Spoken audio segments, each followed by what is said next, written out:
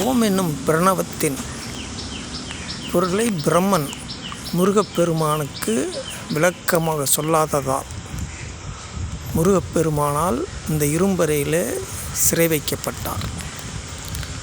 பிரம்மதேவன் சிறை வைக்கப்பட்டார். முருகனால் சிருஷ்டி தொழில் நின்றுவிட்டது. உடனே சிவபெருமான் கைலாயத்திலிருந்து பார்வதி தேவி அழைக்காமல் தானாக தனி சிவபெருமானாக வந்து பிரம்மாவை முருகப்பெருமானிடத்தில் பேசி பிரம்மாவை மீட்கிறார். ஓம் என்னும் பிரணவத்தின் மந்திரத்தை முருகப்பெருமான் சிவபெருமானுக்கு அருள்கிறார். அற்புதமான ஸ்தலம். ஓம் என்னும் பிரணவத்தின் பொருளை சிவபெருமானுக்கு முருகப்பெருமான் அருளிய ஸ்தலம் கைலாசநாதர் கோவில் இரும்பறை. இந்த கோவிலில் இருந்து 4 கிலோமீட்டர் தூரத்தில் ஓதிமலை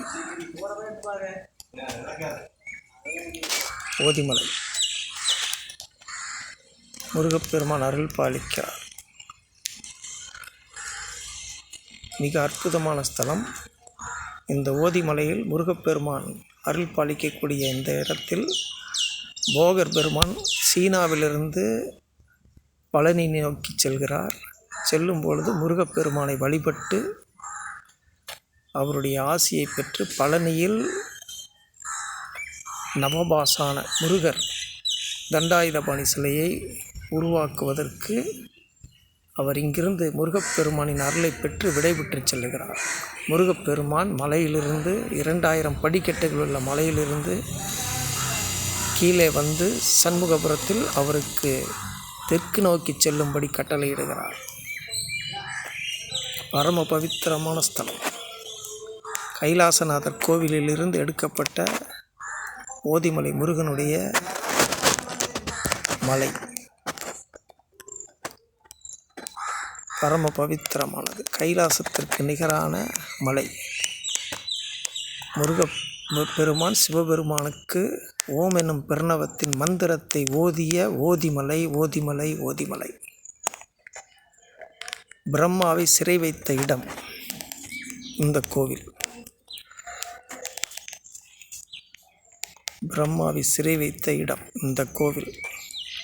சிவபெருமான் சிருஷ்டி தொழில் நின்றுவிட்டதன்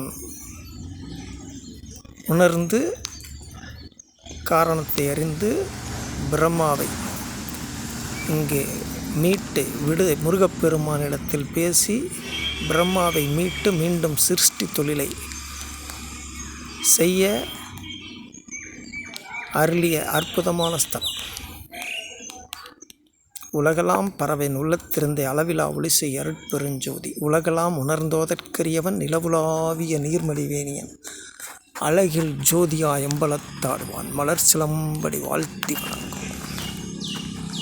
எந்நாட்டுடைய சிவனே போற்றி, எந்நாட்டவர்க்கும் இறைவா போற்றி.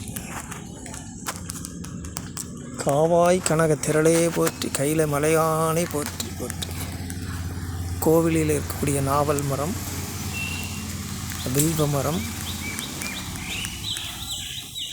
வன்னி மரம், பிரம்மாவிற்குரிய வன்னி மரம், சிவனுக்குரிய வில்வ மரம்,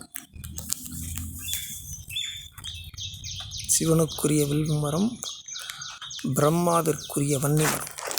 திருச்சங்களாகவே இறைவனும் பிரம்மாவும் அருள் பாலிக்கக்கூடிய மிக அற்புதமான ஸ்தலம்.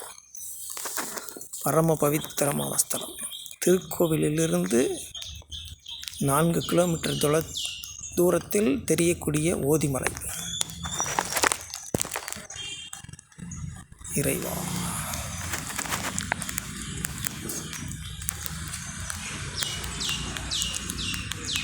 திருக்கோவிலிருந்து 4 கிலோமீட்டர் தூரத்தில் தெரியக்கூடிய ஓதிமலை.